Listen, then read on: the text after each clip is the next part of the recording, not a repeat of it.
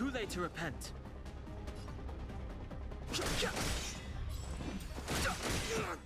truth of life and death. This sanctuary is but a vision. Let's go! I'll take the 3.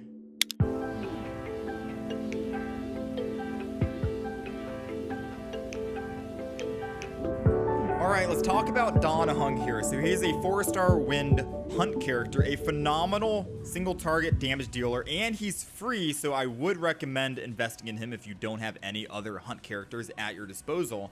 Let's jump into all of his light cones and preferred light cones that I would recommend. Alright, first and foremost, let's hop into Cruising in the Stellar Sea. This is a free 5-star light cone that you can pick up from the Herda shop within like the first 1 or 2 weeks of playing. You are able to superimpose for this. It increases your crit by 8%, goes up to 16 at max superimpose, and increases your crit against enemies when their HP is less than or equal to 50% by an additional 8%. So you have 8 to 16% crit increase, and then it goes up to 16 to 32% crit increase depending on the situation. You also have, whenever the wearer defeats an enemy, their attack is increased by 20% for 2 turns. Highly recommend picking up this 5-star light cone from the Herda shop if you haven't yet.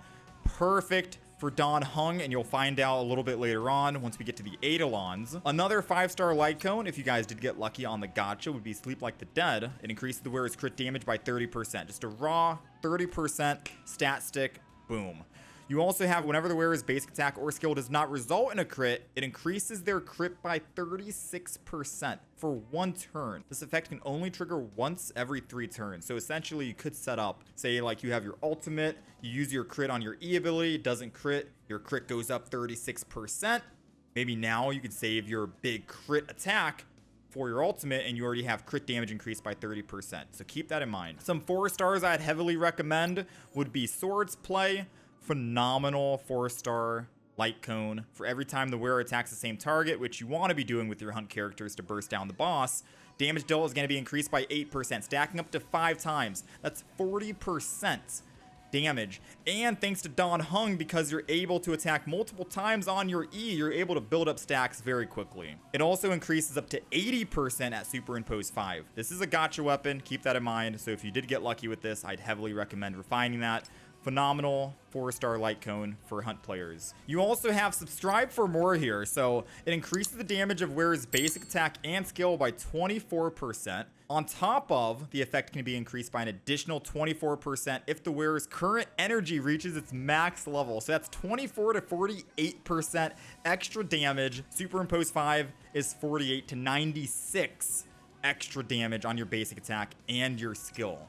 Subscribe for More is good. You also have the Battle Pass light cone, increase the wearer's crit by 12%. After a crit hit, a 16% chance to dispel 1 buff on the target enemy. If you guys are running the Battle Pass and you guys are looking for light cones, that's also something I'd pick up.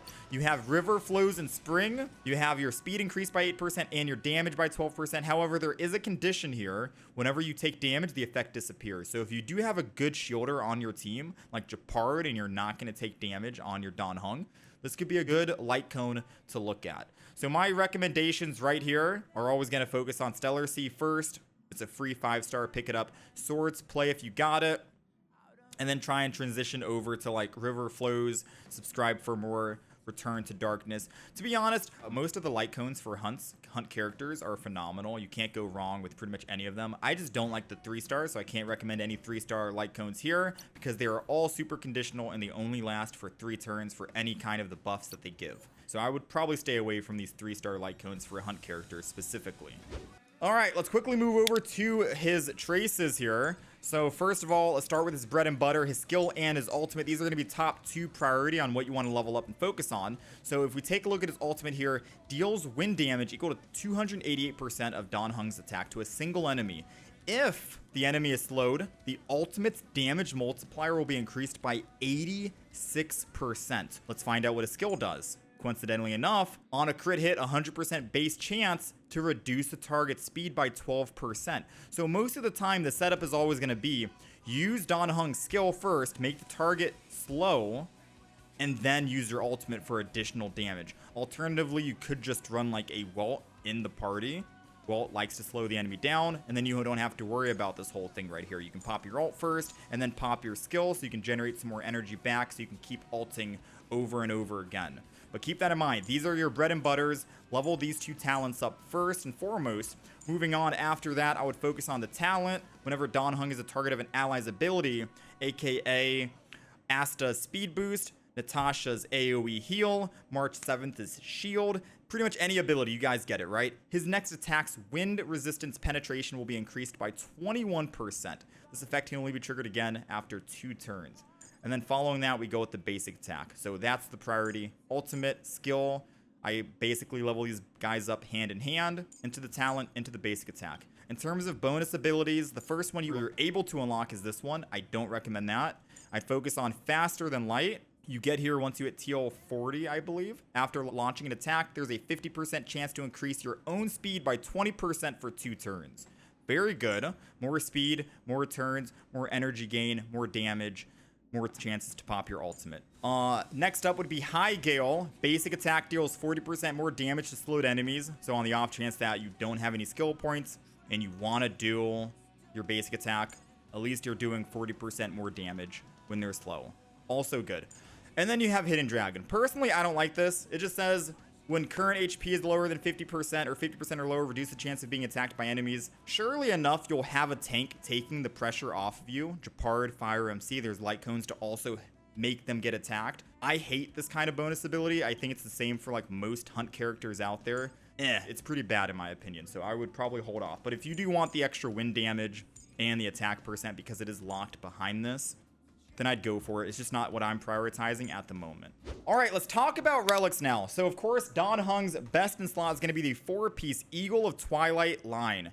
2-piece increases your wind damage by 10%, and the 4-piece, after the wearer uses their ultimate, their action is advanced forward by 25%. So you can jump ahead of the line against some of the enemies and get another turn.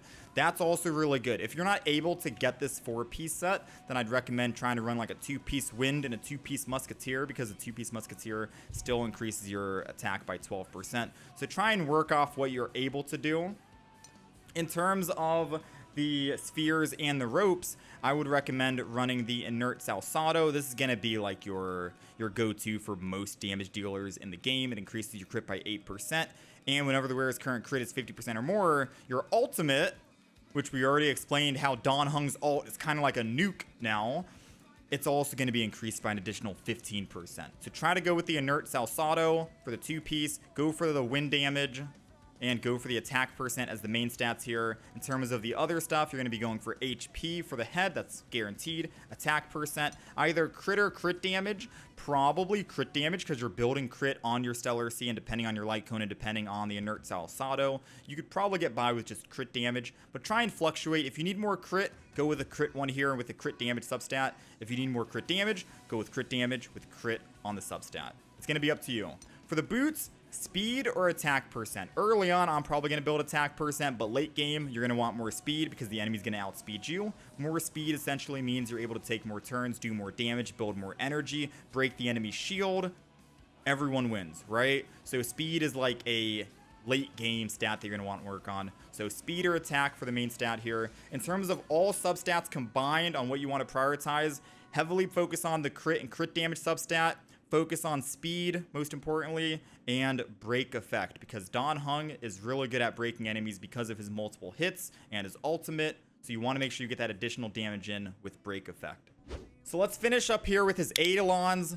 His E1, whenever the target's current HP is greater than or equal to 50%, your crit increases by 12%. This is a phenomenal E1 to get for Dan Heng. Why? Because your light cone. If the enemy's HP is less than or equal to 50%, you're gaining an extra 8% at superimpose 1, 14 right here at superimpose 4. So it doesn't matter now, right? If you're comboing, whether they're above 50% HP, you're still getting crit. Whether they're below 50% HP, you're still getting crit. I think that's a good Eidolon.